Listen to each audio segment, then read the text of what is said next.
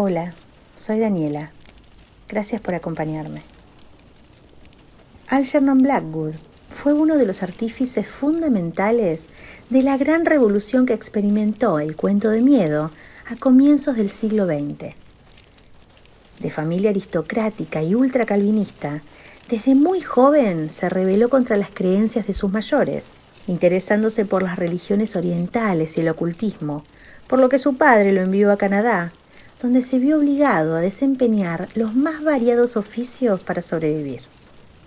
Este relato, publicado en 1906, cuenta la historia de una temeraria tía y su sobrino, quienes intentan pasar la noche en una casa con reputación de estar embrujada. Se dice que el argumento de este cuento, así como algunos fenómenos que allí se describen, se corresponden con las investigaciones paranormales que realizó el propio Blackwood cuando participaba activamente de la Physical Research Society. Hoy escucharemos La casa vacía, de Algernon Blackwood. Ciertas casas, al igual que ciertas personas, se las arreglan para revelar enseguida su carácter maligno. En el caso de las segundas, no hace falta que las delate ningún rasgo especial. Pueden mostrar un rostro franco y una sonrisa ingenua, y no obstante, unos momentos en su compañía le dejan a uno la firme convicción de que hay algo radicalmente malo en ellas, de que son malas. Sin querer o no, parecen difundir una atmósfera de secretos y malignos pensamientos que hace que los de su entorno inmediato se retraigan como ante un enfermo. Este mismo principio es válido, quizá, para las casas. Y el aroma de las malas acciones perpetradas bajo un determinado techo, mucho después de haber desaparecido quienes los cometieron, pone la carne de gallina y los pelos de punta. Algo de la pasión original del malhechor y del horror experimentado por su víctima llega al corazón del desprevenido visitante, que nota de pronto un hormigueo en los nervios y que se le eriza el pelo y se le hiela la sangre. Se sobrecoge sin una causa aparente. Nada había en el aspecto exterior de esta casa particular que apoyase los rumores sobre el horror que imperaba dentro. No era solitaria ni destartalada. Se hallaba arrinconada en un ángulo de la plaza y era exactamente igual que sus vecinas, con el mismo número de ventanas, idéntico balcón dominando los jardines e idéntica escalinata blanca hasta la oscura y pesada puerta de la entrada. En la parte de atrás tenía el mismo cuadro de césped con bordes de boj, que iba de la tapia de separación de una de las casas adyacentes a la de la otra. Por supuesto, su tejado tenía también el mismo número de chimeneas y la misma anchura y ángulo de aleros. Incluso las sucias verjas eran igual de altas que las demás. Sin embargo, esta casa de la plaza, igual en apariencia a los 50 feos edificios que tenía a su alrededor, era en realidad muy distinta, espantosamente distinta. Es imposible decir dónde residía esta acusada e invisible diferencia.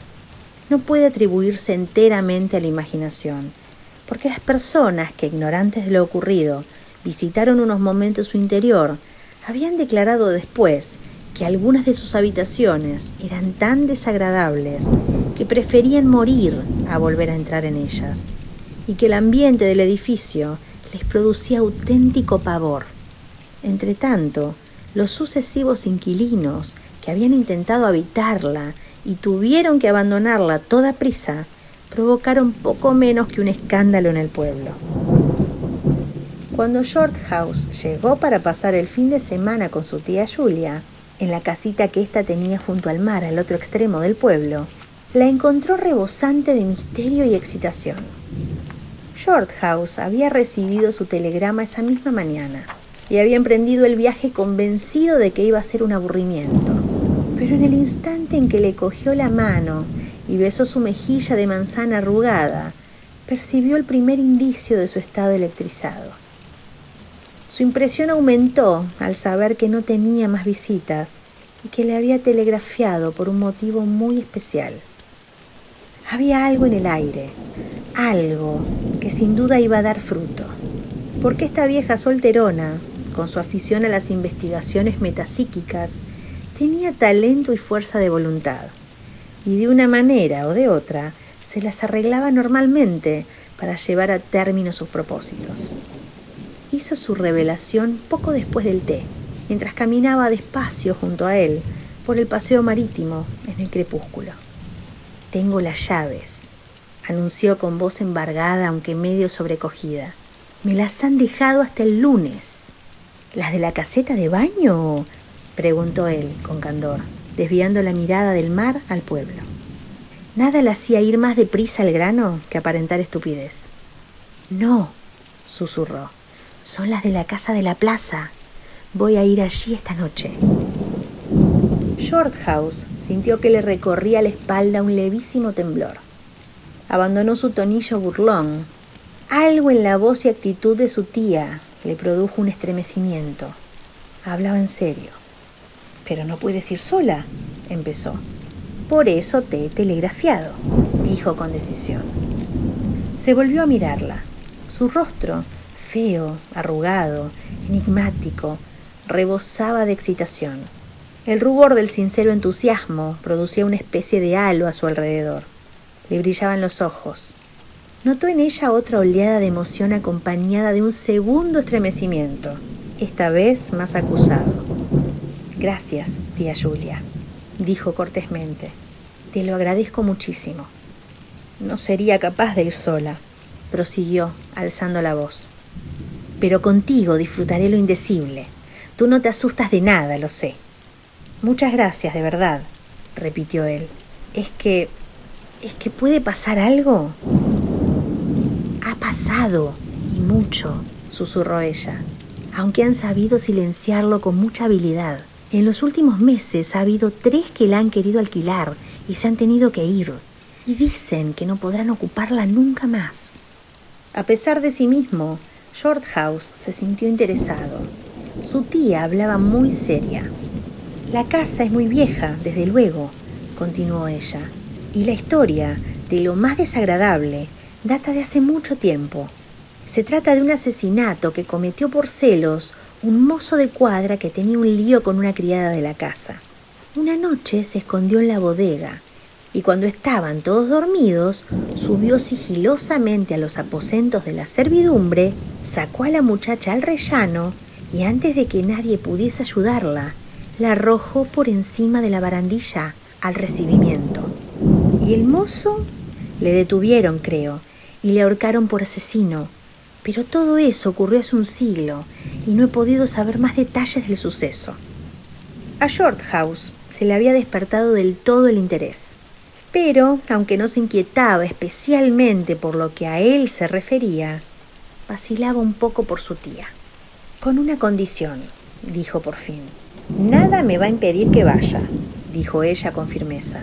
«Pero no tengo inconveniente en escuchar tu condición. Que me garantices que podrías conservar la serenidad si ocurriese algo realmente horrible. O sea, que me asegures que no te vas a asustar demasiado». «Jim», dijo ella con desdén, «sabes que no soy joven, ni lo son mis nervios, pero contigo no le tendría miedo a nada en el mundo». Esto, como es natural, zanjó la cuestión, porque Shorthouse no tenía otras aspiraciones que las de ser un joven normal y corriente, y cuando apelaban a su vanidad no era capaz de resistirse. Accedió a ir.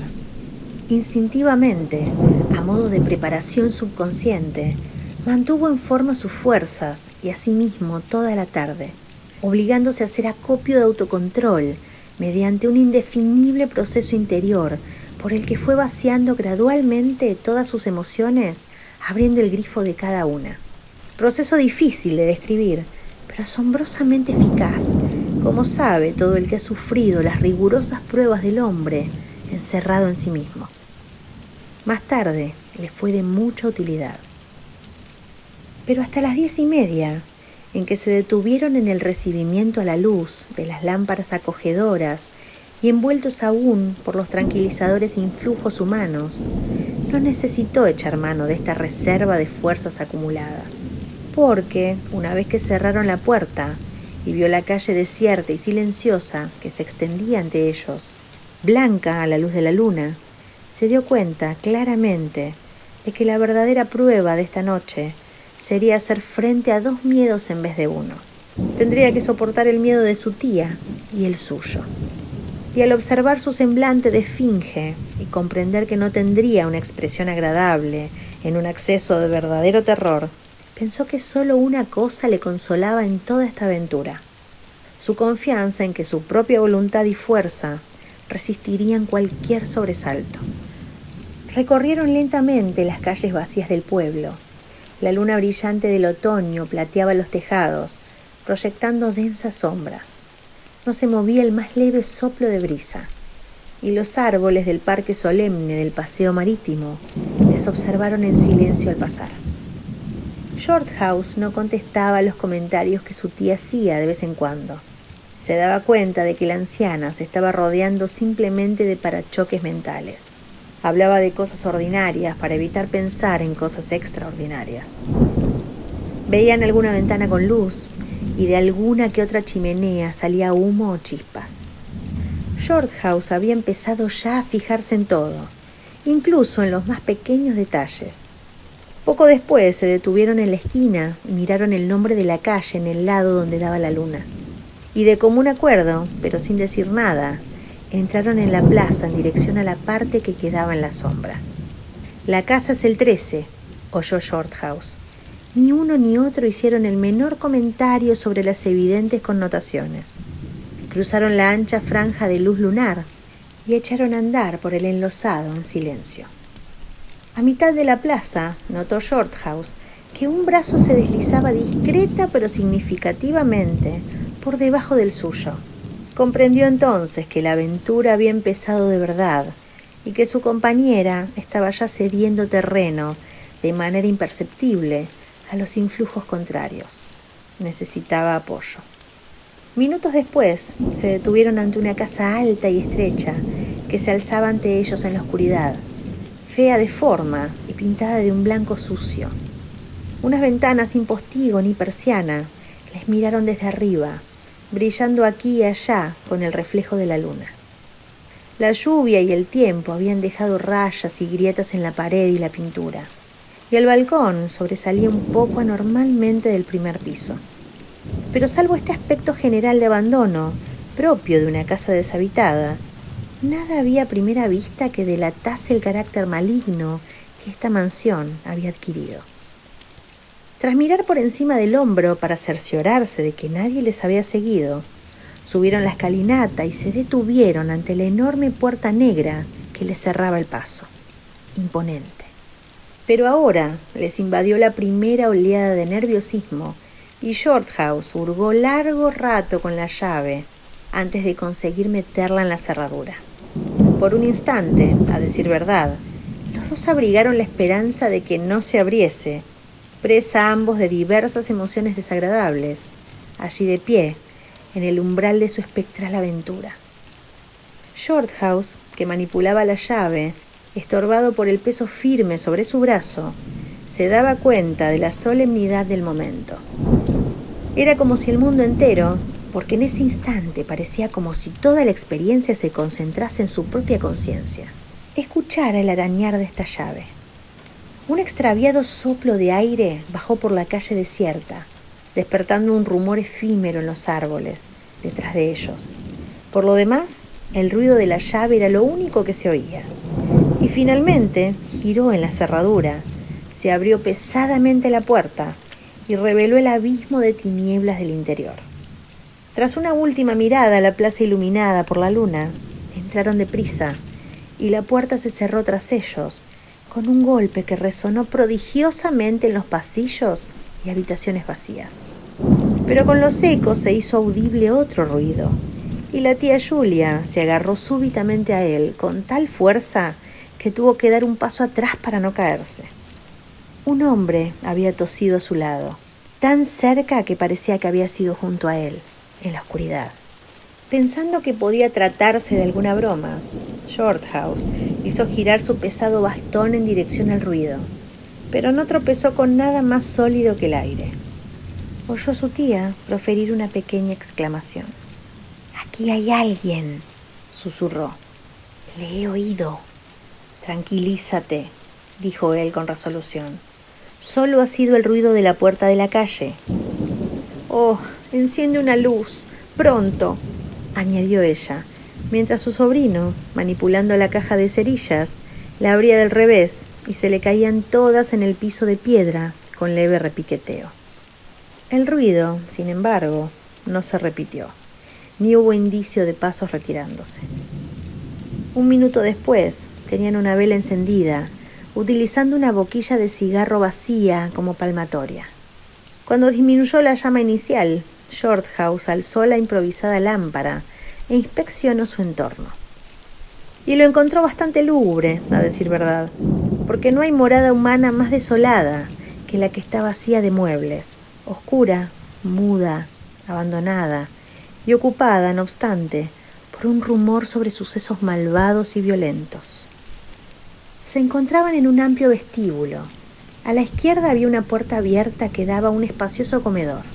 Enfrente, el recibimiento se prolongaba, estrechándose en un pasillo largo y oscuro que conducía, al parecer, a la escalera que bajaba a la cocina. Una ancha escalera desnuda ascendía ante ellos describiendo una curva. Estaba toda en sombras, salvo un único rodal, en mitad, donde daba la luna que se filtraba por una ventana, creando una mancha luminosa sobre la madera. Este haz de luz difundía una tenue luminiscencia arriba y abajo, dotando a los objetos cercanos de una silueta brumosa, infinitamente más sugerente y espectral que la completa oscuridad. La luz filtrada de la luna parece pintar siempre rostros en la penumbra que le rodea. Y al asomarse Shorthouse al pozo de tinieblas y pensar en las innumerables habitaciones vacías y pasillos de la parte superior del viejo edificio, sintió deseos de encontrarse otra vez en la plaza o en el confortable cuartito de estar que habían dejado hacía una hora. Comprendiendo que estos pensamientos eran peligrosos, los rechazó otra vez e hizo acopio de toda su energía para concentrarse en el momento presente. «Tía Julia», dijo en voz alta con gravedad, «vamos a recorrer la casa de punta a cabo y hacer una inspección exhaustiva». Los ecos de su voz se apagaron lentamente en todo el edificio, y el intenso silencio que siguió se volvió a mirarla.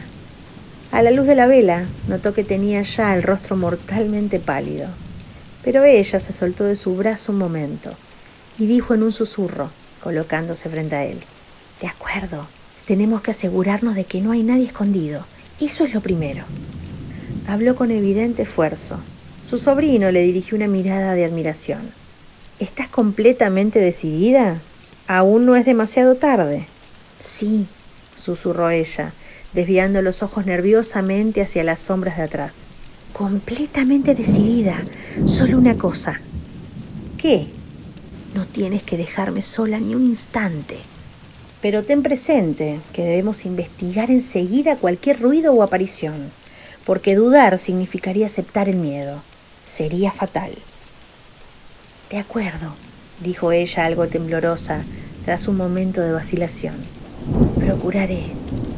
Tomados del brazo, Shorthouse con la vela goteante y el bastón, y su tía con la capa sobre los hombros, perfectos personajes de comedia para cualquiera, menos para ellos, iniciaron una inspección sistemática.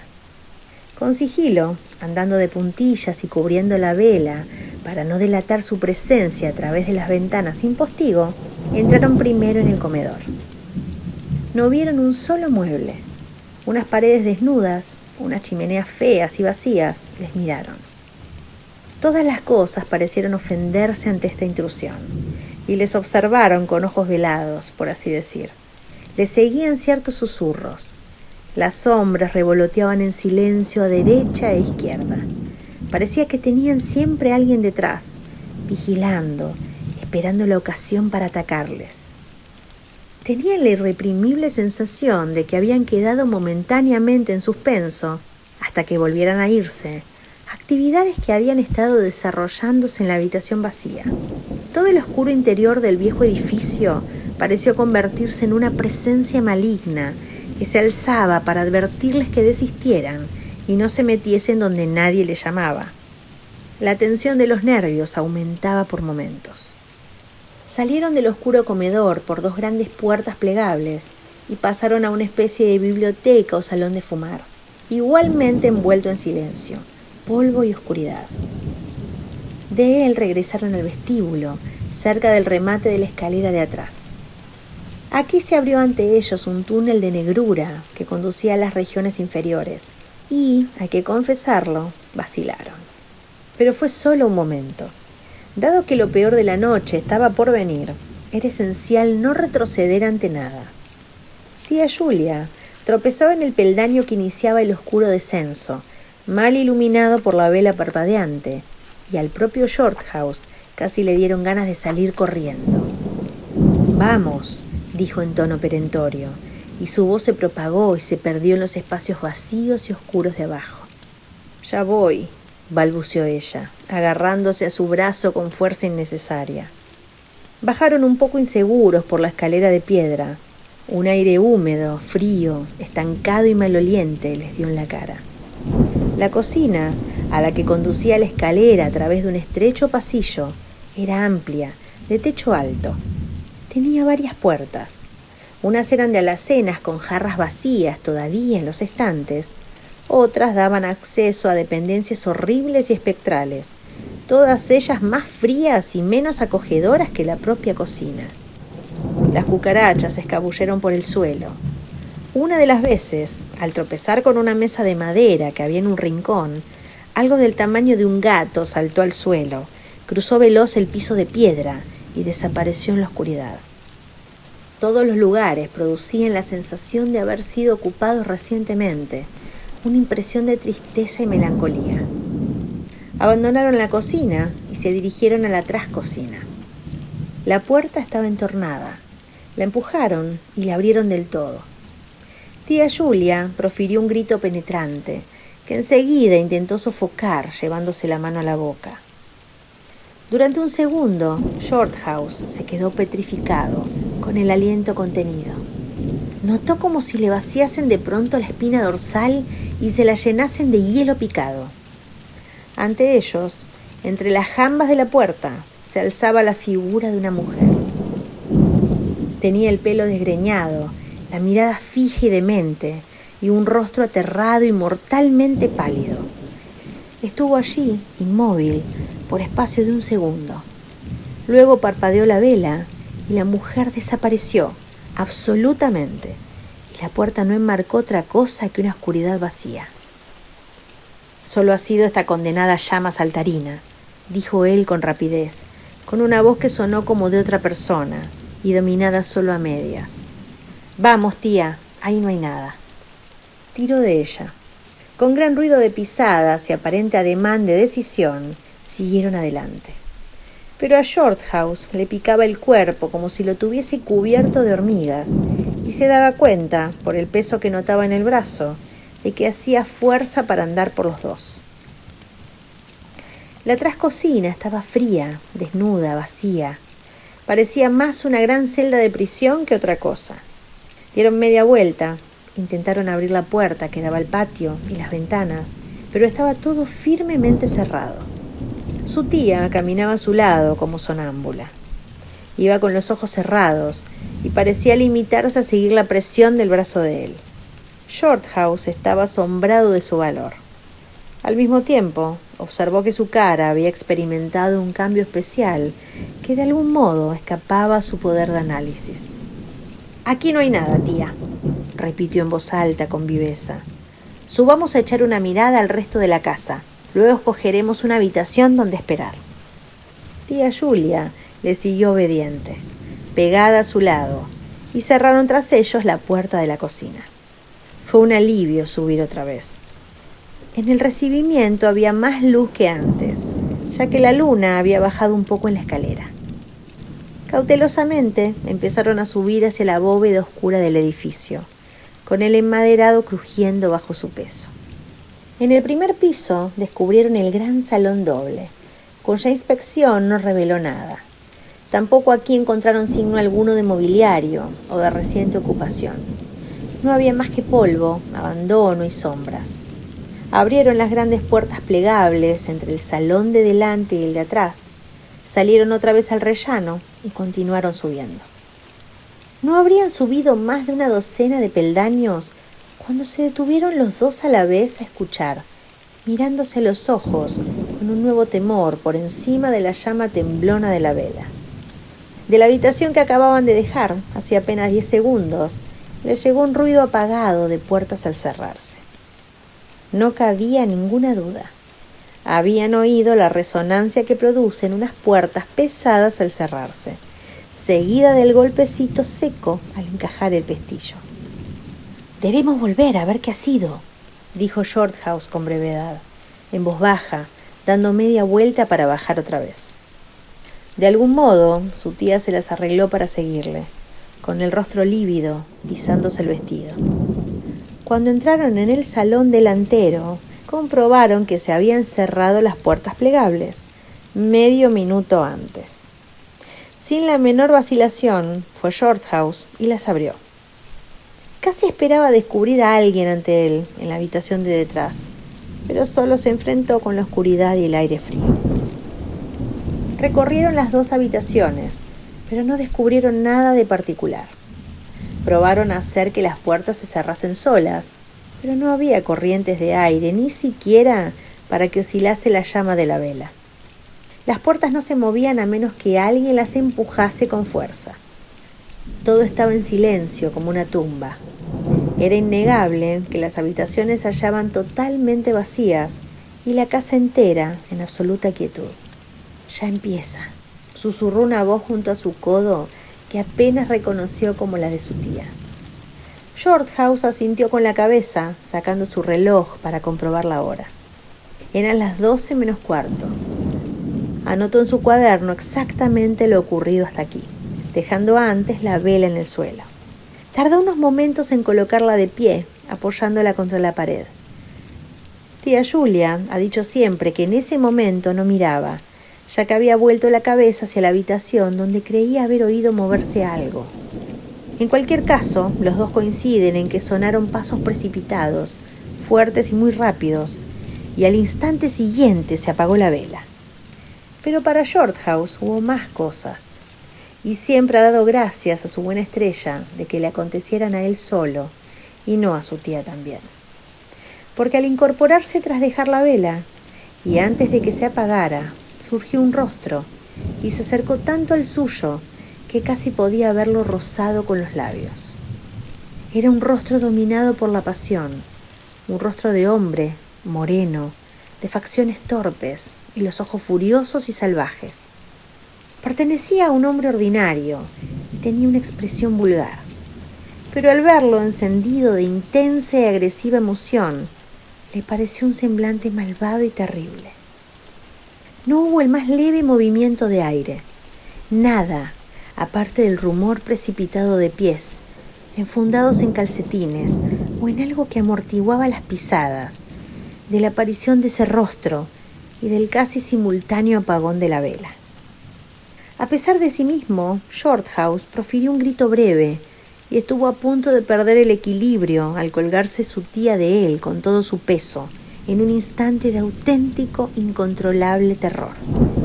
Ella no dijo nada, aunque se agarró a su sobrino con todas sus fuerzas. Por fortuna, no había visto nada, solo había oído el ruido de pasos. Recobró el dominio de sí casi enseguida, y él se pudo soltar y encender una cerilla. Las sombras huyeron en todas direcciones ante la llamarada, y su tía se inclinó y recogió la boquilla con la preciosa vela. Descubrieron que no había sido apagada de un soplo. Habían aplastado el pabilo. Lo habían hundido en la cera, que estaba aplanada como por un instrumento liso y pesado. Shorthouse no comprende cómo su compañera logró sobreponerse tan pronto a su terror, pero así fue, y la admiración que le inspiraba su autodominio se multiplicó por 10, al tiempo que avivó la llama agonizante de su ánimo, por lo que se sintió agradecido. Igualmente inexplicable para él fue la demostración de fuerza física que acababan de comprobar. Reprimió al punto el recuerdo de las historias que había oído sobre los médiums y sus peligrosas experiencias, porque si eran ciertas y su tía o él eran médiums sin saberlo, significaba que estaban contribuyendo a que se concentrasen las fuerzas de la casa encantada, cargadas ya hasta los topes. Era como andar con lámparas sin protección entre barriles de pólvora destapados. Así que, pensando lo menos posible, volvió a encender la vela y subieron al siguiente piso. Es cierto que el brazo que agarraba el suyo estaba temblando y que sus propios pasos eran a menudo vacilantes, pero prosiguieron con minuciosidad y tras una inspección infructuosa, subieron el último tramo de escalera, hasta el ático. Aquí descubrieron un verdadero panal de habitaciones pertenecientes a la servidumbre, con muebles rotos, sillas de mimbre sucias, cómodas, espejos rajados y armazones de camas desvencijados. Las habitaciones tenían el techo inclinado, con telarañas aquí y allá, ventanas pequeñas y paredes mal enyesadas. Una región lúgubre y deprimente que se alegraron de poder dejar atrás. Daban las 12 cuando entraron en un cuartito del tercer piso, casi al final de la escalera, y se acomodaron en él como pudieron para esperar el resto de la aventura. Estaba totalmente vacío y se decía que era la habitación, utilizada como ropero en aquel entonces, donde el enfurecido mozo acorraló a su víctima y la atrapó finalmente. Fuera, al otro lado del pasillo, empezaba el tramo de escalera que subía a las dependencias de la servidumbre que acababan de inspeccionar. A pesar del frío de la noche, algo en el ambiente de esta habitación pedía a gritos que abriesen una ventana. Pero había algo más. Shorthouse solo puede describirlo diciendo que aquí se sentía menos dueño de sí que en ninguna otra parte del edificio. Era algo que influía directamente en los nervios, algo que mermaba la resolución y enervaba la voluntad. Tuvo conciencia de este efecto antes de que hubieran transcurrido 5 minutos. En el corto espacio de tiempo que llevaban allí, le había anulado todas las fuerzas vitales, lo que para él constituyó lo más horrible de toda la experiencia. Dejaron la vela en el suelo y entornaron un poco la puerta, de manera que el resplandor no les deslumbrase, ni proyectase sombras en las paredes o en el techo. A continuación extendieron la capa en el suelo y se sentaron encima, con la espalda pegada a la pared. Shorthouse estaba a 2 pies de la puerta que daba al rellano. Desde su posición dominaba buena parte de la escalera principal que descendía a la oscuridad, así como de la que subía a las habitaciones de los criados. A su lado, al alcance de la mano, tenía el grueso bastón. La luna se hallaba ahora sobre la casa. A través de la ventana abierta podían ver las estrellas alentadoras como ojos amables que observaban desde el cielo. Uno tras otro, los relojes del pueblo fueron dando las 12. Y cuando se apagaron los tañidos, descendió otra vez, sobre todas las cosas, el profundo silencio de la noche sin brisas. Solo el oleaje del mar, lúgubre y lejano, llenaba el aire de murmullos cavernosos. Dentro de la casa, el silencio se hizo tremendo. Tremendo, pensó él, porque en cualquier instante podía quebrarlo algún ruido ominoso. La tensión de la espera se iba apoderando cada vez más de sus nervios. Cuando hablaban lo hacían en susurros, ya que sus voces sonaban extrañas y anormales. Un frío no totalmente atribuible al aire de la noche invadió la habitación y les hizo estremecerse. Los influjos adversos, cualesquiera que fuesen, les minaban la confianza en sí mismos y la capacidad para una acción decidida. Sus fuerzas estaban cada vez más debilitadas y la posibilidad de un miedo real adquirió un nuevo y terrible significado. Shorthouse empezó a temer por la anciana que tenía a su lado, cuyo valor no podría mantenerla a salvo más allá de ciertos límites. Oía latir su sangre en las venas. A veces le parecía que lo hacía tan fuerte que le impedía escuchar con claridad otros ruidos que empezaban a hacerse vagamente audibles en las profundidades de la casa. Cuando trataba de concentrar la atención en esos ruidos, cesaban instantáneamente. Desde luego, no se acercaban. Sin embargo, no podía por menos de pensar que había movimiento en alguna de las regiones inferiores de la casa. El piso donde estaba el salón, cuyas puertas se habían cerrado misteriosamente, parecía demasiado cercano. Los ruidos provenían de más lejos.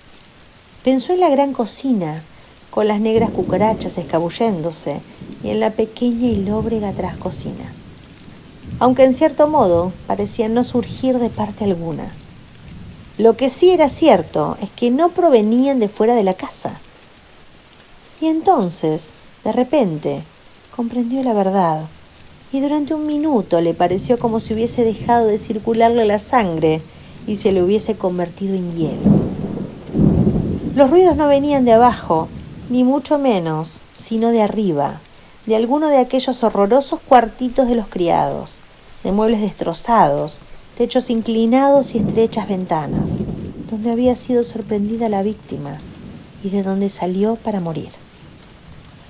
Y desde el instante en que descubrió de dónde procedían, comenzó a oírlos más claramente.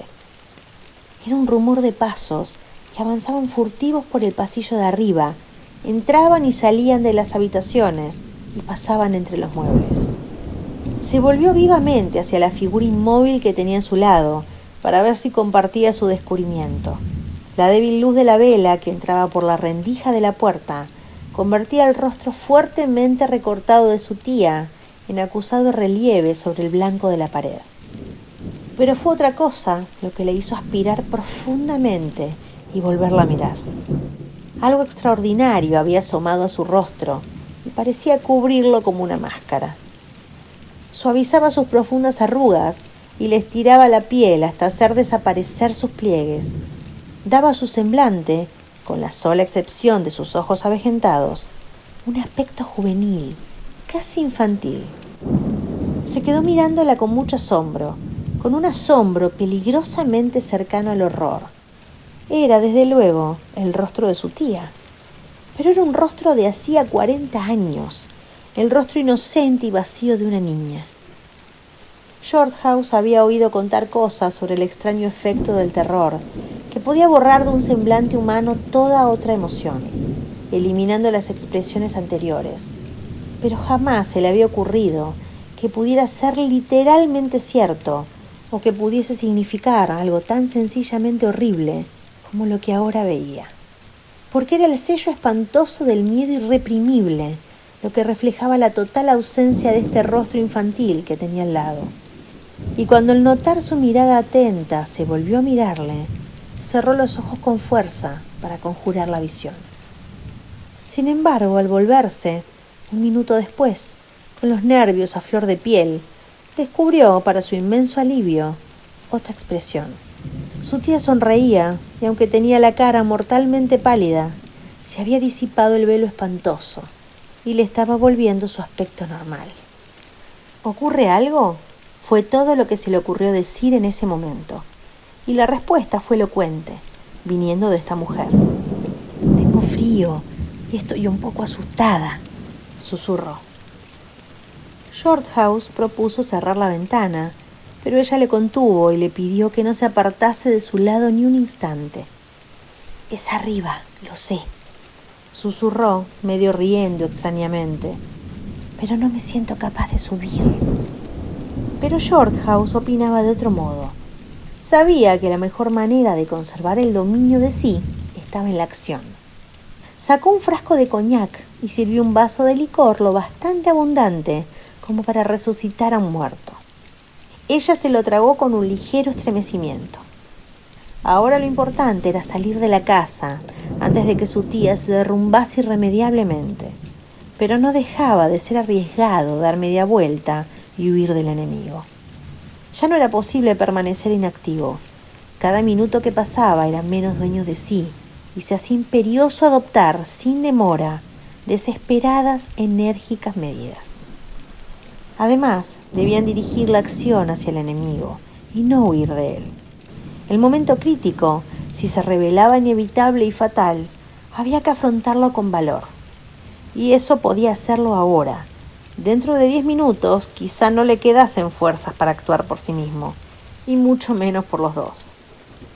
Arriba, entre tanto, los ruidos sonaban más fuertes y cercanos, acompañados de algún que otro crujido del ente arrimado. Alguien andaba con sigilo, tropezando de vez en cuando contra los muebles. Tras esperar unos instantes a que hiciese efecto la tremenda dosis de licor, y consciente de que duraría solo unos momentos, Shorthouse se puso de pie en silencio y dijo con voz decidida: «Ahora, tía Julia, vamos a subir a averiguar qué es todo ese ruido. Tienes que venir también, es lo acordado». Tomó el bastón y fue al ropero por la vela. Una figura endeble, tambaleante, con la respiración agitada, se levantó a su lado. Oyó que decía débilmente algo sobre que estaba dispuesta. Le admiraba el ánimo de la anciana. Era mucho más grande que el suyo, y mientras avanzaban, en alto la vela goteante, iba emanando de esta mujer temblorosa y de cara pálida que marchaba a su lado, una fuerza sutil que era verdadera fuente de inspiración para él. Tenía algo grande que le avergonzaba y le prestaba un apoyo sin el cual no se habría sentido en absoluto a la altura de las circunstancias. Cruzaron el oscuro rellano, evitando mirar el espacio negro que se abría sobre la barandilla. A continuación empezaron a subir por la estrecha escalera, dispuestos a enfrentarse a los ruidos que se hacían más audibles y cercanos por momentos. A mitad de camino tropezó tía Julia, y Shorthouse se volvió para cogerla del brazo. Y justo en ese instante se oyó un chasquido terrible en el corredor de los criados. Le siguió un intenso chillido agónico que fue grito de terror y grito de auxilio mezclados en uno solo. Antes de que pudiesen apartarse o retroceder siquiera un peldaño, alguien irrumpió en el pasillo, arriba, y echó a correr espantosamente con todas sus fuerzas, salvando los peldaños de 3 en 3 hasta donde ellos se habían detenido. Las pisadas eran leves y vacilantes, pero tras ellas sonaron otras más pesadas que hacían estremecer la escalera. Apenas habían tenido tiempo Shorthouse y su compañera de pegarse contra la pared, cuando oyeron junto a ellos el tumulto de pisadas y 2 personas, sin apenas distancia entre ambas, cruzaron a toda velocidad. Fue un completo torbellino de crujidos en medio del silencio nocturno del edificio vacío. Habían cruzado ante ellos los 2 corredores, perseguido y perseguidor, saltando con un golpe sordo, primero el uno y luego el otro, al rellano de abajo. Sin embargo, ellos no habían visto nada, ni mano, ni brazo, ni cara, ni siquiera un jirón revoloteante de ropa. Sobrevino una breve pausa. Luego, la primera persona, la más ligera de las 2, la perseguida evidentemente, echó a correr con pasos inseguros hacia la pequeña habitación de la que Shorthouse y su tía acababan de salir. Le siguieron los pasos más pesados. Hubo ruido de pelea, jadeos y gritos desgarradores. Poco después salieron unos pasos al rellano, los de alguien que caminaba cargado. Hubo un silencio mortal que duró el espacio de medio minuto, y luego se oyó el ruido de algo que se precipitaba en el aire. Le siguió un golpe sordo, tremendo, abajo, en las profundidades de la casa, en el enlosado del recibimiento. A continuación reinó un silencio total. Nada se movía. La llama de la vela se alzaba imperturbable. Así había permanecido todo este tiempo. Ningún movimiento había agitado el aire. Paralizada de terror, tía Julia, sin esperar a su compañero, comenzó a bajar a tientas, llorando débilmente como para sus adentros, y cuando su sobrino la rodeó con el brazo y casi la llevó en volandas, notó que temblaba como una hoja. Shorthouse entró en el cuartito, recogió la capa del suelo y, cogidos del brazo, empezaron a bajar muy despacio, sin pronunciar una sola palabra ni volverse a mirar hacia atrás, los 3 tramos de escalera hasta el recibimiento. No vieron nada, aunque mientras bajaban tenían la sensación de que alguien les seguía paso a paso. Cuando iban deprisa, se quedaba atrás. Cuando tenían que ir despacio, les alcanzaba. Pero ni una sola vez se volvieron para mirar, y a cada vuelta bajaban los ojos por temor al horror que podían sorprender en el tramo superior. Shorthouse abrió la puerta de la calle con manos temblorosas, salieron a la luz de la luna y aspiraron profundamente el aire fresco de la noche que venía del mar.